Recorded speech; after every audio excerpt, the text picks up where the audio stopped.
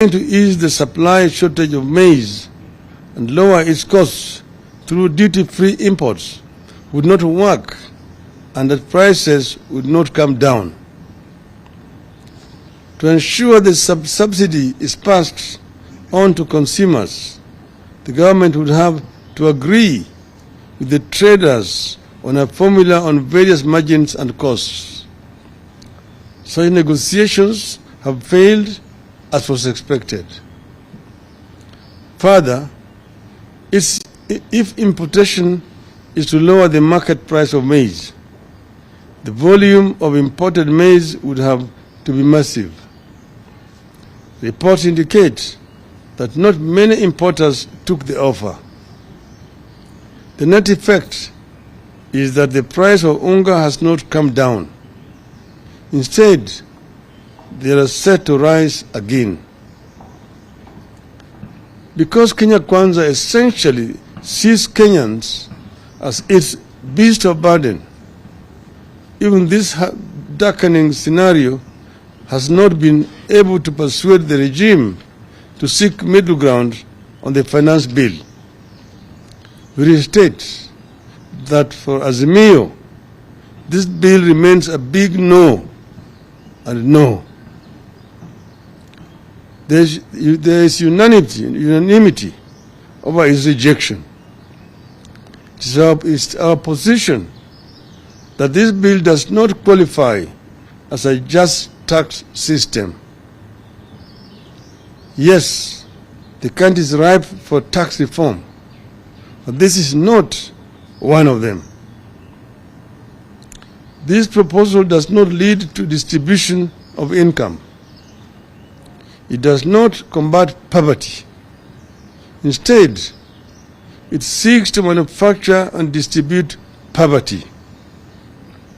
This proposal does not spur economic growth nor generate wealth so that every family in this country can have opportunities. It traces and kills those opportunities. As the bill attracts the poor, it dismantles the middle class too. The Finance Bill 2023 unfairly punishes a diminishing middle class that is already suffering severe blows and can least afford to pay more taxes. The most tangible result of this bill will be the incorporation of more Kenyans into the ranks of the poor. Consequently, we state as follows. 1. We continue to demand a major surgery of the finance bill in the interest of the suffering people of Kenya. 2. Instead of merely levying more taxes on Kenyans, Kenya Kwanza must address the economy's many structural shortcomings. For instance, there's a reason why the Kenya Revenue Authority is unable to meet its revenue targets. Kenya Kwanza must figure out and address the problem. 3. The cash flow problem in the country is due in part to the weakening of the Kenyan currency. The weakness is not just vis-a-vis the US dollar. Our currency fell significantly against the Tanzania shilling by nearly 10% since last September. This suggests that domestic factors are causing part of the decline of the Kenyan shilling. Kenya Kwanza must get to the bottom of this problem and stabilize the shilling. 4. Kenya Kwanza must strengthen and not undermine critical institutions such as those tasked with fighting corruption, collecting revenue, and investigating and prosecuting crimes as it is presently doing. 5. Kenya Kwanza must incorporate all productive citizens into its nation-building projects. Currently, the regime has alienated a huge section of the population who sees themselves as outsiders and strangers in their own country. 6. Kenya Kwanza must rationalize public expenditure. It must live within its means instead of spending money it does not have on programs and projects in the country does not need. 7. Kenya Kwanza must address the public concern that even as taxes rise on everything and for everyone, there is no clear plan to spend new tax revenues on welfare programs for the poor. Instead, those taxes will only stoke inflation and hurt the purchasing power of the poor families. 8. We appeal to all Kenyans to participate actively in the process of validation and express themselves loudly and clearly that they cannot take any more burden.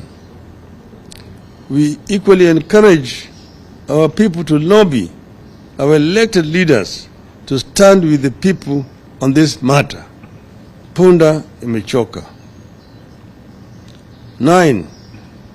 Finally, we make it clear that if this bill is railroaded through Parliament, Kenya Kwanza must prepare that we will have no option but to mobilize citizens around the country to fight for themselves.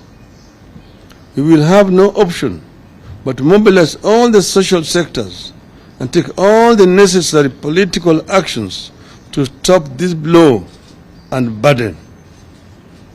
Punda imechoka. Thank you.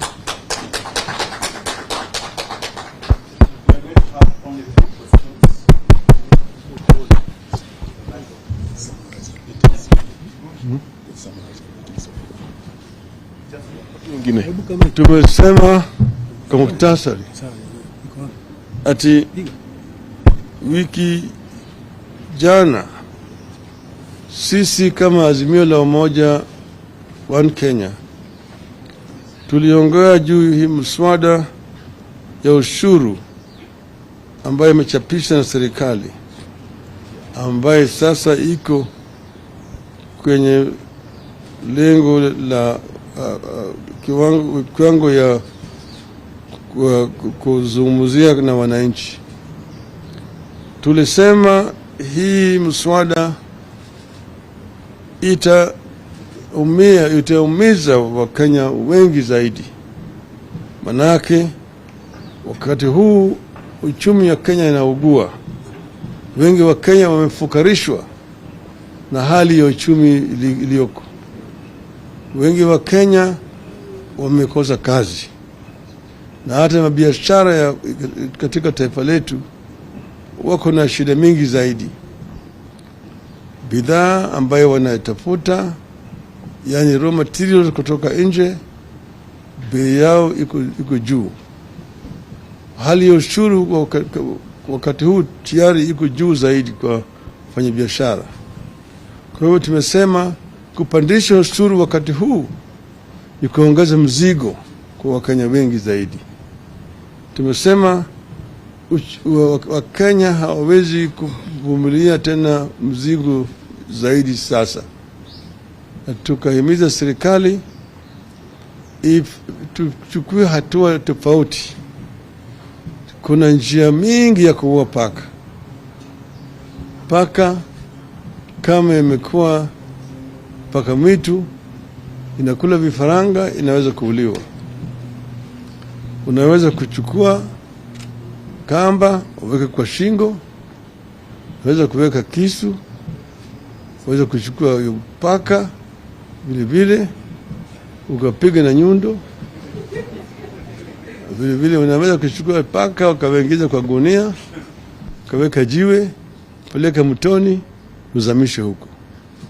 Kwa hivyo tumemwambia serikali watafute mbinu ya kuimarisha mapato ya serikali tofauti na kupandisha ushuru. Na sisi najua inawezekana. Tulipoingia kwenye serikali ya kwanza tukiwa na Rais Mwai Kibaki, tulitafuta mbinu. Hali ya uchumi ilikuwa mbaya zaidi kuliko wakati huu, lakini tuliweza kutoa serikali kwenye shimo pale iliyoko, tukapandisha mapato, ushuru ikatoka bilioni 200 ikapanda mpaka bilioni 500, ikaenda mwaka ufuatao bilioni 700, tukaenda bilioni 900, kisha tukafika trilioni. Tulijua, maana tuliangalia pale uchumi ilikuwa inavuja. Pesa ilikuwa na sanywa kutoka kwa wafanyabiashara na kwa wananchi, lakini hizo pesa ilikuwa inaingia kwa mfuko ya watu wengine. Hata wakati huu inafanyika katika hii serikali ya Kenya Kwanza. Mingi ya ushuru ambayo inasanywa kutoka kwa wananchi haingii kwenye miradi ya serikali. Inajulikana. Kwa hivyo badala ya kuumiza wananchi zaidi, tumewambia watafuta mbinu ya kurekebisha uchumi. Kama hawezi hao waondoke. Sisi tumesema namna hiyo. Mimi nilimwambia hao juzi na rudia tena hapa leo ya kwamba punda ya Kenya imechoka.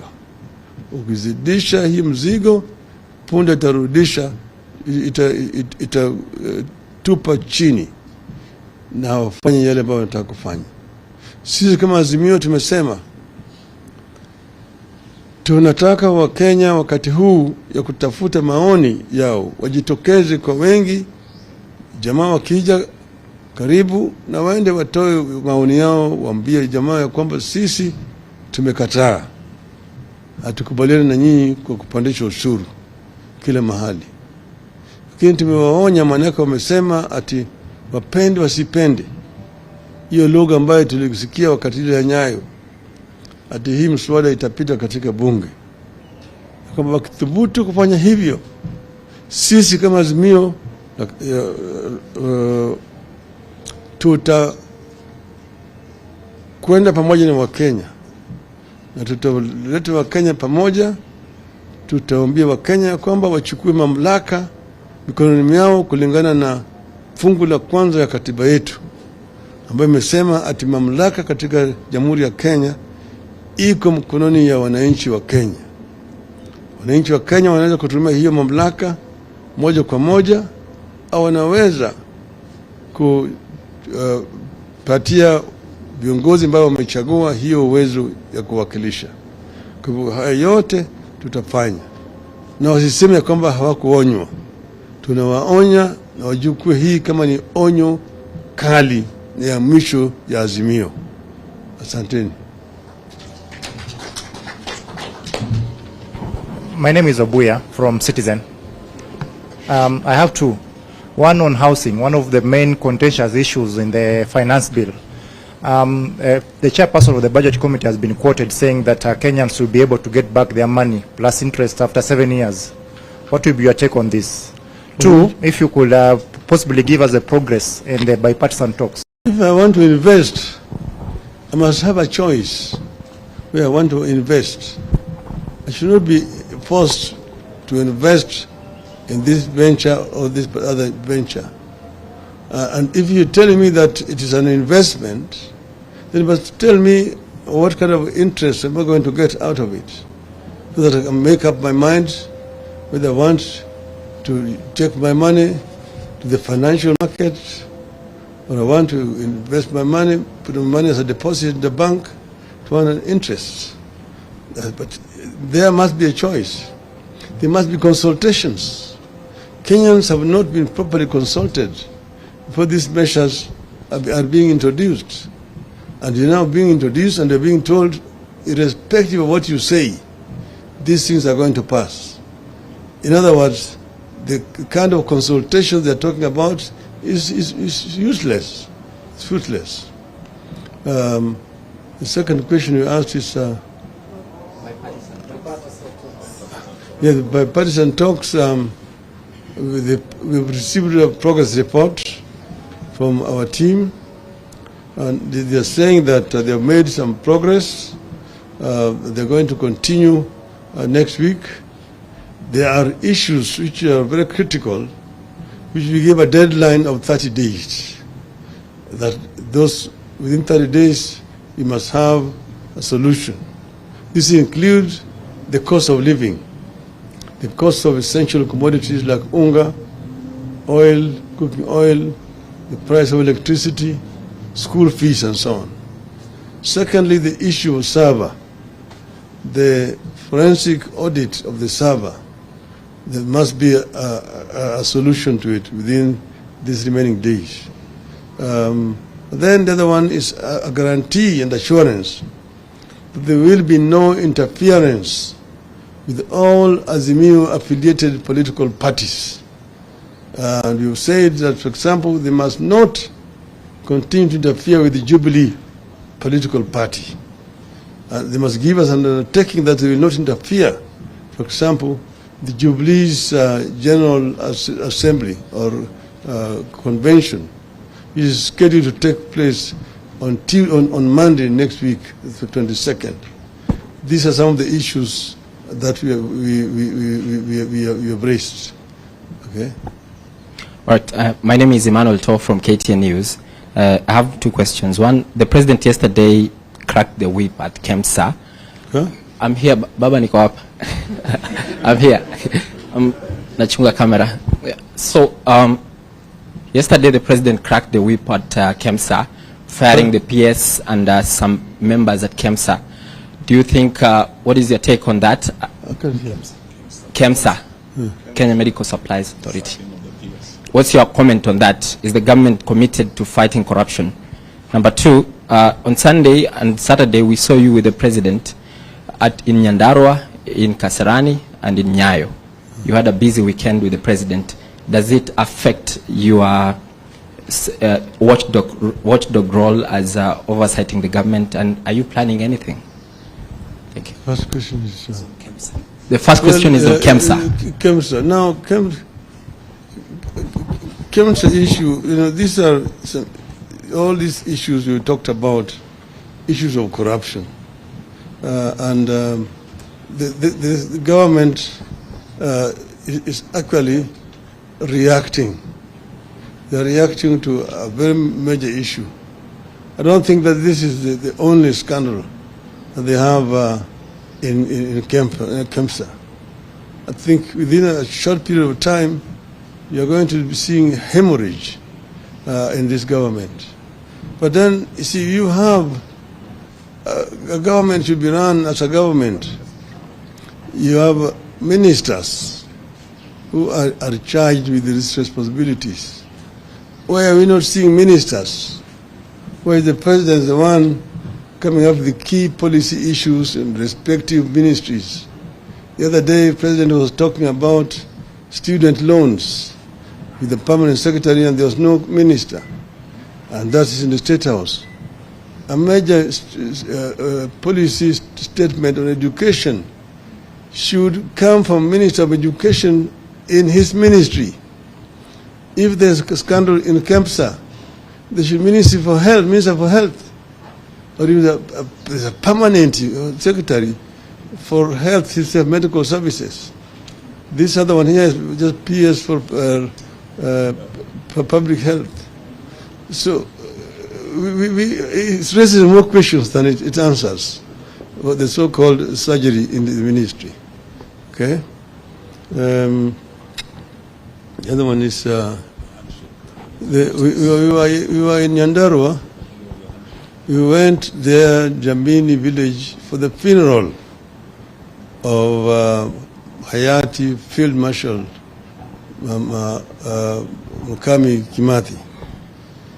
And we met there with Mr. Ruto and his deputy and his ministers. And of course we shook hands there. It was a chance meeting. We did not plan to meet there. But they said it was a state funeral, and we said we must go. There had been some threats issued by some supporters of Kenya Kwanza. But he said, no, we will go because of our relationship with the deceased, as it turned out. Now, they said it was a state funeral. The flags were not flown at half-mast. Neither was she given a 21 gun send-off as is required, which was very unfortunate indeed. But from there, I had been invited to Kipchoge Keino athletics tournament, which was taking place at Kasarani. And Mr. Ruto also was coming there. We didn't know that he was coming. He didn't also know that I was going. We just met there as a chance at Kasarani. And we watched the tournament together. We did not invite each other. The following day, there was Mashemeji Derby at Nyayo Stadium. And I was going there because I'm the patron of Gor Mahia, Kogalo. And as we were coming around Madaraka Estate, there was a traffic jam. Then I asked, why is the jam today on a Sunday? I was told, oh, you know, the roads have been closed because the president is going to the stadium. That's when I knew that Mr. Ruto was going to the stadium. And we met there again in the stadium, and we watched the match together. In the halftime, we went down to the lounge. There's only one lounge. And then we met there, and the pictures were taken. But we did not talk anything other than football. And there was no handshake. And I want to say this for umpteenth time. Mr. Gachagua, understand, we do not want any handshake with Kenya Kwanza. You have not asked for it, we don't want it. And we will not go for it. I think that's enough. Thank you very much. Thank you.